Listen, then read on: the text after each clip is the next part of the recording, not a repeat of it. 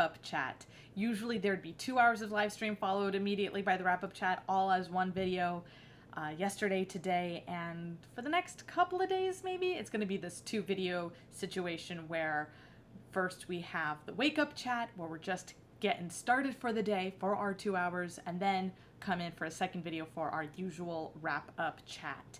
Now the way, oh wait, I should have the thing open in a separate tab, at least YouTube live event.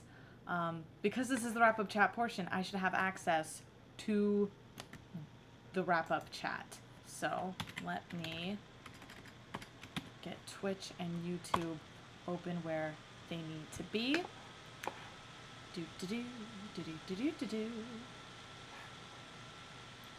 Mute that. Pause it. Okay, good. So far. And view and watch page. Load so I can pause. All right. So the way this 2-video situation works is, you know, first chat isn't a chat. It's just me. I should call it a wake-up call, not a wake-up chat. I'll do that tomorrow. Give you a little introduction about the fact that I'm not going to be on camera as I work during the 2 hours of morning writing, because right now I'm spending those 2 hours doing a lot of recalibrating for the new job and my work schedule, shifting around the way that it is. So before, I had this tentative work schedule where I was in the shop 4 days a week, the 4 bits highlighted in yellow, and I was starting to recalibrate with that, trying to do it in mode, but a lot of balls were getting dropped. And as I was around the time, at the same time basically that I realized the balls were getting dropped, my boss gave me my upcoming schedule starting next week, well, starting this Sunday, where I'm working 5 days a week, but we'll also have 5 mornings, the 5 weekday mornings open for the morning writing, which is great. But knowing all the balls that I have dropped with the previous work schedule, just starting the job and trying to do morning writing and all the things that I was already doing, it needed a larger shift than I was doing. So that's why we're having the 2-video thing. In case you're new, in case you've missed some days and don't know what's going on, I'm calibrating things to make sure that I can pop in here for morning writing, and also working on adjusting, recalibrating, you know, the wiggle room that exists in my usual OCD management schedule, so that so at the various times of year that my boss changes up the schedule and changes up my shifts, I'll be able to better move things around and keep handling things that need to be handled, but also really spending the next couple of days figuring out what exactly needs to be handled, how, and how often. Because I have made a number of commitments beyond my job, beyond my morning writing, and so how am I making sure that those things are being handled? For anyone who's missed a video where I've discussed it, I have OCD subtype center doubter, and as a kid I did not know that, and it was the number one hindrance between me and good grades. I was a D and F student for a really long time because I could not get homework done, and that had a lot to do with what the grown-ups around me were calling time management issues and laziness, and now I know it's actually a matter of energy management and energy/OCD management and OCD, undiagnosed OCD. So basically, OCD and energy management rather than laziness and time management. You can't manage time. You can't alter time. You can only manage how you use your energy that you have in a given unit of time. So working just on doing those basic calibrations to make sure that I continue to be here, continue to keep my job, and also continue to meet the commitments that I have made and have dropped the ball on very recently with the new job. So that's why we're doing things this way. The way wrap-up chats always work is that I'm going to give you a brief summary of what all I got done during the 2 hours of the morning writing time, whether I happen to be streaming it or not streaming it, and give you a brief summary with a little bit of the what I got done, with a little bit of the how and the why as part of that general discussion. So now, during my brief summary portion, is a good time for you to pop into the chats, which I do hope have open in separate windows. Pop into the chat what it is you were working on, what it is you got done, any comments or questions you have regarding your projects, my projects, and the creative process in general. And when I finish the brief summary, that's when I'll pop into the chats and respond to everything. I don't look at the chats during the morning writing or during the brief summary because of my OCD. It's a focus thing, so I look at it after the brief summary, and that's when we'll get all our talking together done. So, brief summary, now that I've explained again the whole, I'm recalibrating my schedule. So, what I got done today, after starting the morning writing chat, was I prepped my next exercise log. So, every day, well, most days, I do kettlebell swings, 300 kettlebell swings, which I group into 15 sets of 20 swings. And I use little pictures to mark the weight that I was using. So I always had squares when I was on the 10-pounder, and then circles for working up to the 15-pounder. So I finished transitioning right here from the 10-pounder to the 15-pounder. And I did it countdown style, which is why you see the 10 bounds as the first 5 swings at the end. Because when you're counting down, it's actually a lot easier to keep your brain engaged and motivated to complete something, because the end is getting closer and closer in sight. Whereas if the number's getting bigger, it just feels more overwhelming as you're going. So that's a handy little trick for you if you're working on something that requires a lot of repetition, is try to work on it in a countdown method. The highlights that you see, the blue, are the days that anytime where you see a dash instead of a little shape is when I didn't exercise that morning. The dashes highlighted in blue are the mornings that I shower instead of exercise.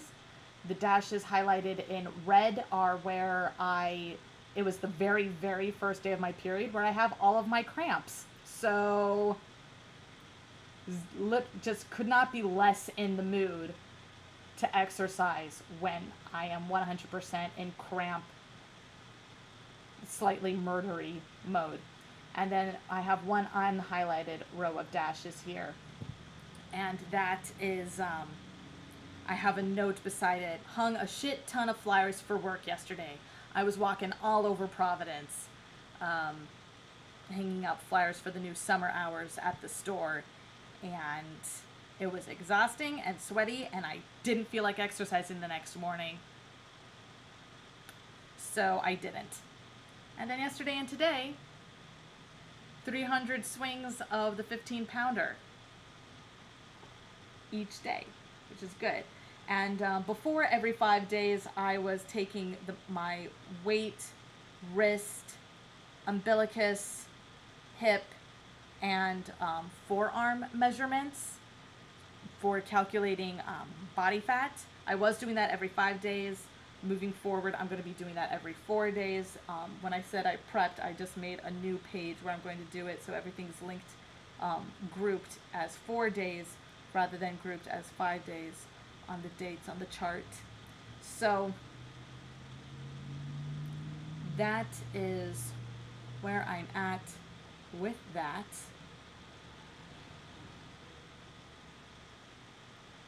And so after I got my my new exercise log page prepped, I then took out the trash and got quarters for the laundry /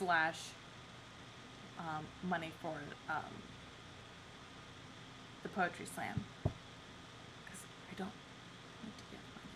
sometimes I want to give money, and so I budget for that.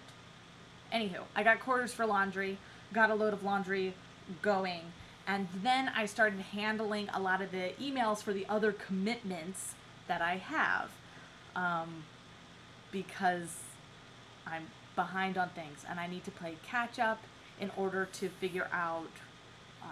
I have to play catch up just to get down to 0 and then move forward and properly chart how much work is required each day, or each week rather, in order to make sure that I have enough time blocked off for those tasks, and to make sure that those commitments are handled and kept up to date, and that I'm not missing out on them anymore. And it's hard to say whether... No, it's not hard to say. The hunting down, like the stalking for the job plus getting the job combined, and the shifting going all around my schedule was a big part of those commitments falling by the wayside on accident and falling into homework mode or not getting done mode. Pervasive avoidance. And so, yeah, just really needed to catch up. And I know it's because I put so much energy into first getting the job, and now just trying to fit the job in with my writing. And so now I need to take time and make sure, all right, what does my schedule actually look like with writing and a job and these volunteer commitments? How do I make sure these are balanced so that everything gets handled? And it's mostly going to be, in order to handle it, mostly slowing down the rate at which I publish things across the board.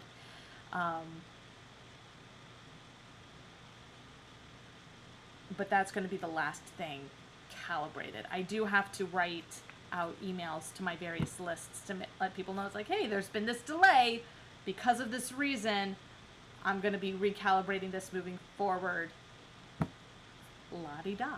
All right, so that is my wrap-up chat. Nothing to show you on the iPad because the emails is all handled on the computer, and I'm not screen sharing that because of privacy reasons. So now, we're looking into the chat on YouTube. T. Lee Jones says, woohoo, I am number 16 sub. Well done. And they're from Baltimore, Maryland. Nice. Paul Kemp says, hello, Rose. It's been a while. Good to see that you're employed. I've also had a good day writing a comic sci-fi film. Oh, that sounds good. Paul Kemp says, how do you get all the graphics and screen share software for your streams? I'm interested in doing the odd stream myself. Also, what's your new job? All right. So, the way I do streams is that, here, I'm going to screen share for a second, but look at that. You're looking at the program that I'm screen sharing with and not anything sensitive. So Restream.com helps me to simultaneously broadcast on Twitch and YouTube. And then the software that I'm currently in that you see in the window here, is my mouse properly circling this? Yeah, I think so. Well, the whole screen that I'm sharing, you can see that I made the graphics using Keynote. So I basically just made large slides, and I left space for where I anticipated videos going, whether it is the bottom right corner where I'm usually streaming my face, or the main screen where I stream my face, and then of course the main screen where I can also have I'm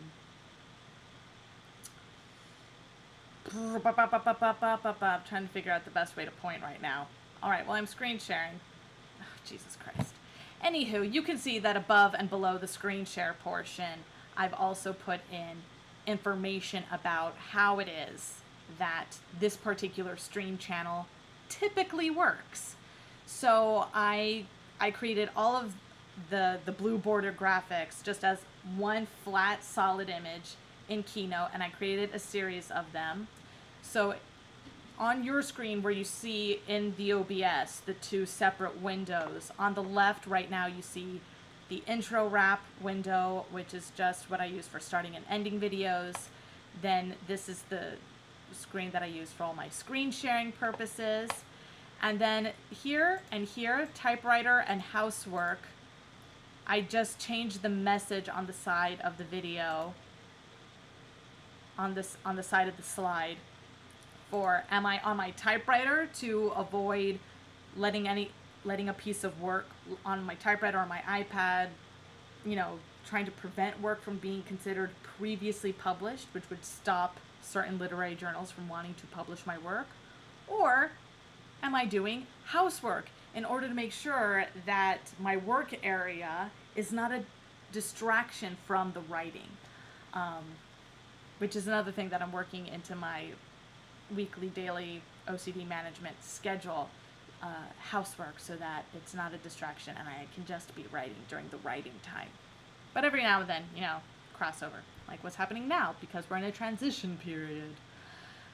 So I use a program called OBS. It says up here, OBS Studio 21.0.3. That's the version, I'm guessing, Mac. So that is what I am using at this time for screen sharing. As for my job, I work at the, whatchamacallit, I work at a local bookshop, which is a nice, it's nice, it's calm, it's a lot of repetitive work. A lot of the things that my boss expresses are things that should be annoying and time consuming. I'm like, I'm on top of this. My OCD loves every second of this. I get that you don't love every second of this, but I have OCD, so I love every second of this. I did not love being sent on that walk to post flyers, though. Gonna be honest about that. Paul Kemp says, I'm happy to pitch it to you, by the way, the film. I'm not sure whether or not that is I don't think that's a good use of your time, just because I'm not in a position to take on any more projects. So pitching a project to me, not a great, it's going to be a no. Any new projects right now when I'm in transition mode, it's just a flat no before you even pitch it. I'm not in a position, I have no idea what ultimately my schedule is going to look like and whether or not I can take on new projects.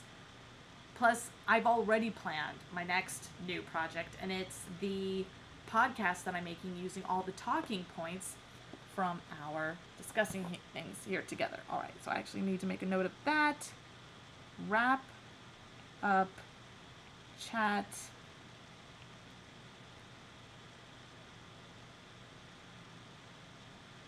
Streaming and graphics.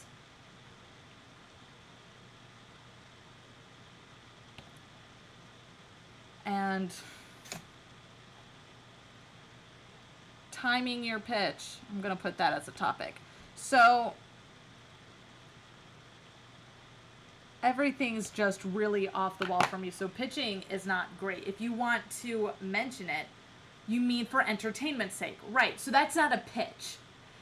Pitching someone means that you're trying to sell them on it, that you're trying to get them involved in the project. That's what a pitch is for. So just in the future, use the word pitch for when you're properly pitching a thing, trying to get someone involved in the project.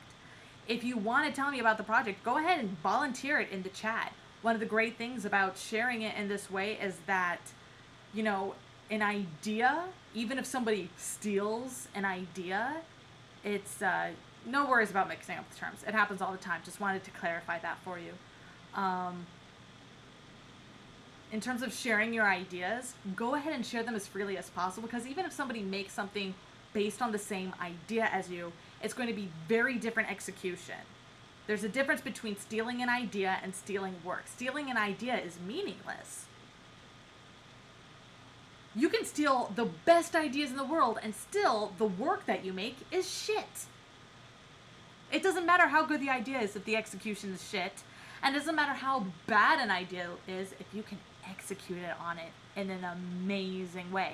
So always be willing to share your ideas openly is my advice in that way. And also, talking about it can help give you impetus. It's like, all right, now that I've talked about this idea, it sounds good. Now I have to deliver on the idea so people know that I can walk the walk. I'm not just talking the talk. So that is my feeling on that. And now I'm going to pop into Twitch real quick to see if there are any comments over there. It does not look like it. Any more comments over here on YouTube before we wrap up for today? But yeah, sharing, timing your pitch. Always make sure that somebody's like in a position to take a pitch is basically what that topic comes down to. And stealing ideas versus stealing work. Because if you've ever heard of the thing, everything's a remix,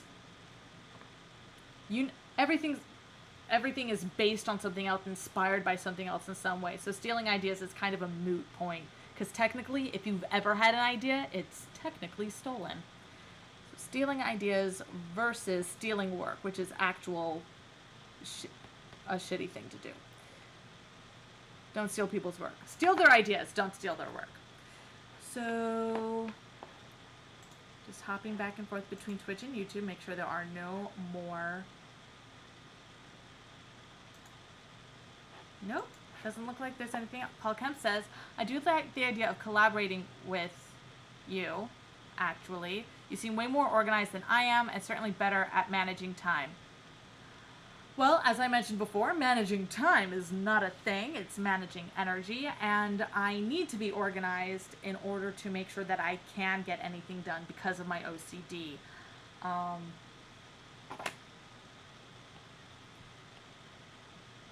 Being organized for your own sake is what I'm going to call this discussion topic. For your own sake, rather than relying on a collaborator. And I'm mentioning this because your collaborator can be the most organized person in the world. But if you are relying on that person to be the ringleader, then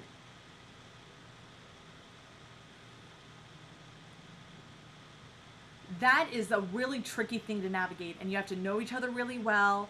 And even if you aren't that organized, the person who is organized needs to know how it is that you do work. If you're not organized, what parameters are you going to give me to put into whatever organizational system I have in order to make sure we're getting the work done in a timely manner? If you don't have any of that information on your end, how can I plan a collaboration with you? Because it's not just I'm taking care of these tasks and you're taking care of those tasks. It's also I'm taking care of these tasks on this schedule. What's your timetable for working on your tasks? If you don't have any of that information on your end, it doesn't matter how organized your collaborator is. You need to work a little bit on building your own sense of timetable project tracking. Even if it's just, you sit, like, even if your only bit of organization is, this is the time of day I'm sitting down, this is how many words I put out on average in that time. If that's the only thing you track, is that you're there, your butt is in the chair, and you're working for a set amount of time every day, and then you're keeping a list of how many words you got done each day, and keeping a working average of that, or just averaging it as it comes up, averaging it every week or every month, or just over the course of a particular type of project. If that's the only thing that you're doing is when you're working and how much you're getting done within that time frame, that is a great solid starting point. But collaborations really only work when both people really know how the other each person knows how the other works really well, so that they can adapt to each other. If you're saying, I'm super disorganized, so I need to collaborate with someone that's organized, you could end up putting a huge strain on the person who's organized. I have attempted collaborations with disorganized people before, and I'm technically in collaboration with people who are super disorganized now. And it's actually one of the things that I need to play catch up on, because the stress of being the most organized person can cause can trigger pervasive avoidance, which is my number one compulsion. And then I just drop the ball on whatever that task happens to be. And so dropping the ball on one particular task is actually put someone else in the group who is similarly organized, but not as organized as me. And, you know, I was voted into the position I'm in because I'm so organized. So for me to have dropped the ball because being the only person disorganized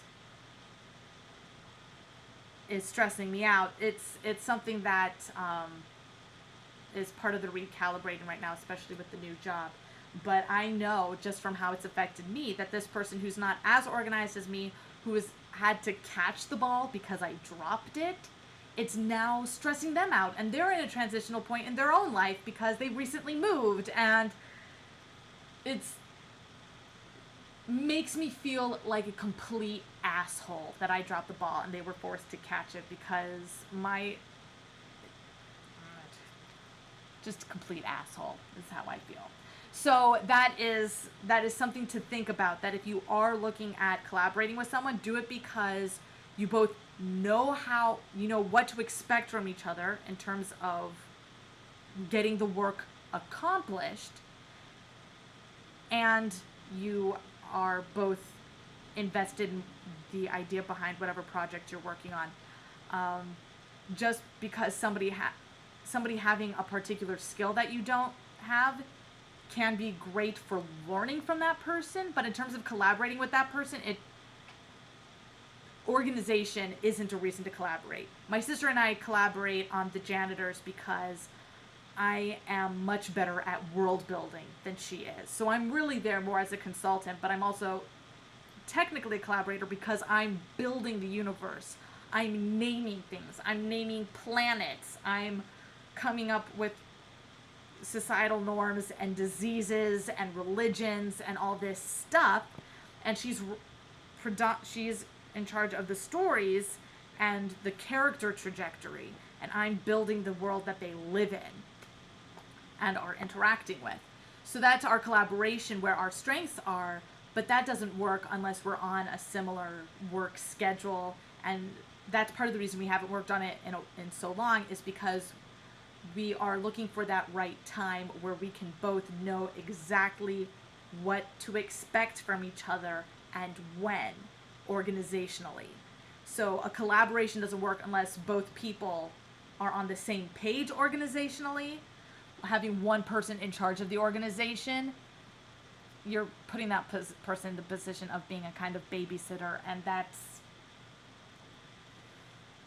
it's not fair. It's not fair. If one person is in charge of all the organization and then you're just putting in when you can, you're not collaborating, you're contributing or a helper.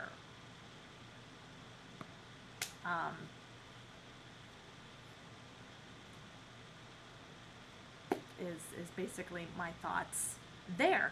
And I'll be more organized about that when eventually that topic ends up on the podcast.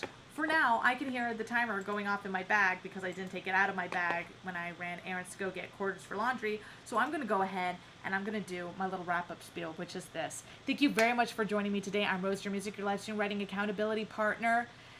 And I will soon be here on a regular basis from 9 a.m. Eastern Standard Time to 11 a.m. Eastern Standard Time for 2 hours of live stream writing accountability, followed by our half-hour Max-ish wrap-up chat for the immediately foreseeable future. This is a two-part chat situation where at 9 a.m. I come in to let you know it's time to work, and then at 11 a.m. I come in with the second video, and that's when the chat actually gets cooking. And I strongly encourage you to come back for both the writing and the wrap-up chat, because the more we can talk about your projects, my projects, the creative process in general, the what of what we're working on, and the how of working on it, the more we can iterate on the what and the how and tell better stories, whether it's the stories we tell ourselves, the stories we're telling each other, or the stories we're telling together as a collective, as a family, as a community, as a society, and little by little, hopefully, my hope anyway, build a better world through better storytelling. Thank you very much for joining me today, and I look forward to seeing you tomorrow. Good journey, my friends.